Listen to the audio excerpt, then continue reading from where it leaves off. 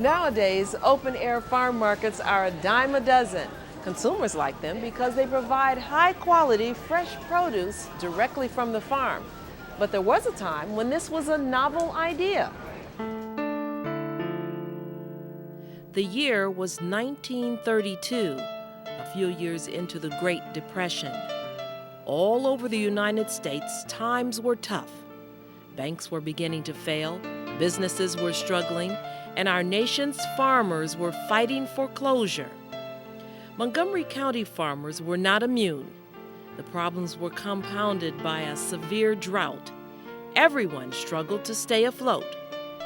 A group of farm wives joined together to see what they could do to help. Barbara Johnson is the president of the Bethesda Farmwomen's Cooperative. And a bunch of women were losing their farms on account of mortgages and electric and all that stuff. They didn't have any money to pay it. So a bunch of women, I think it was 19, got together and they opened a tent and sold their vegetables. The first sale took place on February 2nd, 1932. They used a vacant building at the 6700 block of Wisconsin Avenue, which looked like this at the time. By the end of that year, the market moved to the building they're in now.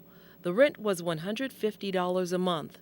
And 2 years later, business was so good, the women bought the building. Well, they got a loan from a bank in Baltimore with the help of, I guess, the Montgomery County Farms or something, helped them get the money in Baltimore.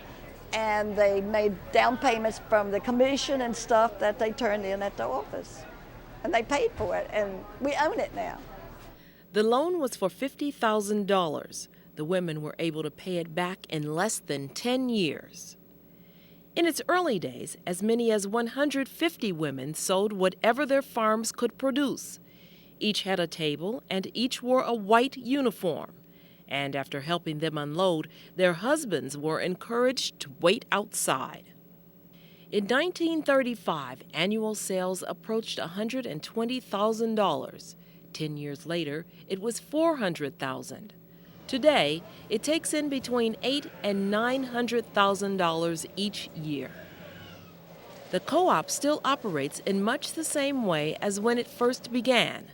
A group of directors, led by a president, oversees the operations.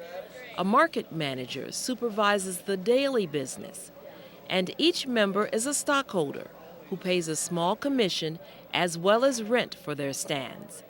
Mildred Watkins got her own stand in 1945 when she was 29 years old.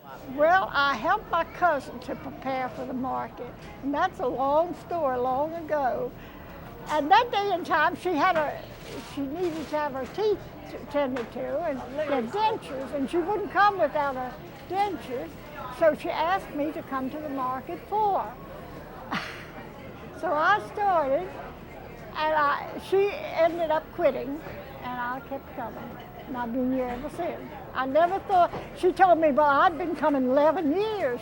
I thought, well, that is a long time. And here I've been coming almost 60. She recalls well the early days. Well, the ladies would all come in their white uniforms with their containers of potato salad, hominy baked beans, and fudge was a great thing then, the chocolate fudge and different kind of homemade candies, buns, homemade bread, so many different things that was on the market at that day and time that isn't here now. Except for a short break in the 70s, the Easton family has operated a stand here since 1935. Behind the counter today, you'll find Nellie, her son Harry, and daughter-in-law Rachel. Nellie began by helping her mother-in-law Mamie. Then, like today, it was always a family affair. We all picked together the same type of vegetables and helped her bake her pies and her cakes, and help prepare the vegetables that we brought in. Of course, in the beginning, there weren't any modern conveniences. Well, way back when my mother-in-law came, all they did, they had like pie pans, had ice on top, and put the chickens and things like that on the ice because there weren't any refrigeration things to bring in. In addition to produce, Ray Wren sells flowers that he grows in his Burtonsville greenhouses. Ray's mother, Frances, started at the market in 1942. Once Ray was born, he was the youngest member to join the market. Yep, 1956, they brought me in over and kept me underneath the little stand in a little bassinet.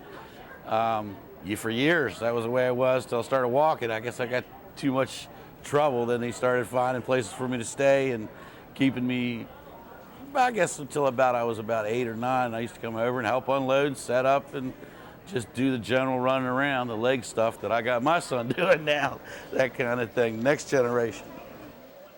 Strolling through the market today, you won't see the white uniforms, you won't see mounds of ice keeping things cold, and instead of farmers in every stand, you will see flea market vendors filling the gaps.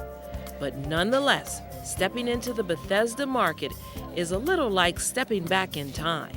It's been here forever. I've been in here for as long as I can remember.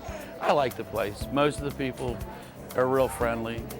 At times it's hard. At times it's well worth it.